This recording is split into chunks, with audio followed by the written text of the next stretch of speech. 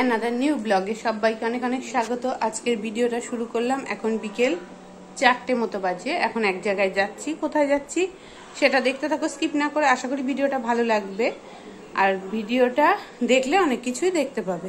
তো চলো এখন বেরোনো যাক। তা আমি এখন বেরিয়ে পড়েছি, দেখতেই পাচ্ছ কতটা রোদ্দুর। তো রোদ্দুরেই বেরিয়েছি। তো চলো এখন যাওয়া যাক। চলে এসেছি ঠাকুর বাড়িতে। যে বাড়িটাতে পুজোর ব্যবস্থা হচ্ছে সেটাই তোমাদের সাথে একটু শেয়ার করছি। আর বাজনা চলে এসছে, ঠাকুর ঘরটা তোমাদের সাথে একটু শেয়ার করলাম। আর এই দেখো বৈদিটা আলপনা দিয়ে পুরো সাজানো হয়ে গেছে, তো সেটাই তোমাদের সাথে শেয়ার করে নিলাম। তো চলো ঠাকুর আনতে যাওয়ার পুরো ভিডিওটা তোমাদের সাথে দেখাচ্ছি, তোমরা দেখতে থাকো, স্কিপ করো না, ভালো লাগবে।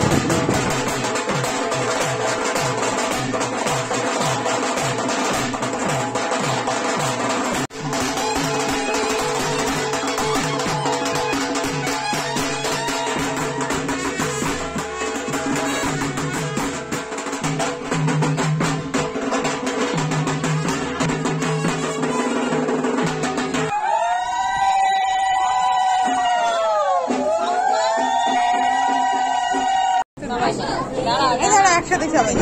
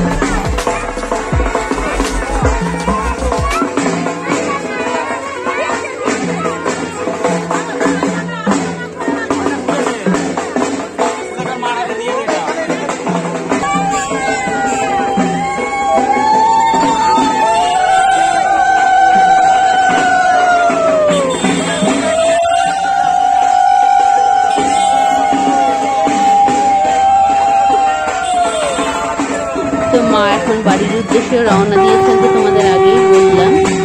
দেখো যত আগিয়েছে বাড়ির দিকে তত মায়ের রূপ যেন পরিবর্তন হয়েছে, এটা একদম সামনাসামনি দেখতে পেলাম, সেটাই তোমাদের সাথে একটু কথায় বলে নিলাম।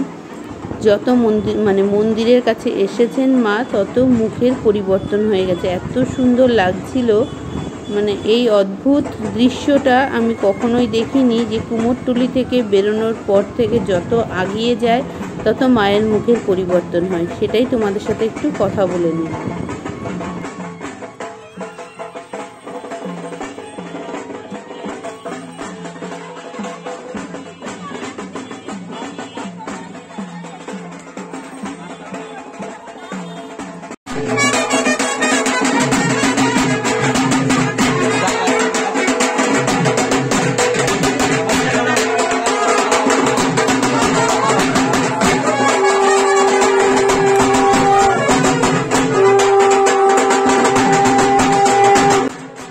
মাকে আসনে বসানোর পর গয়নাগাটি দিয়ে সাজানো হবে, তারপরে হবে অধিবাসের পুজো। তো অধিবাসের পুজোটা তোমাদের সাথে শেয়ার করতে পারিনি। যারা এতক্ষণ আমার ভিডিওটা দেখলে তাদের অসংখ্য অসংখ্য ধন্যবাদ।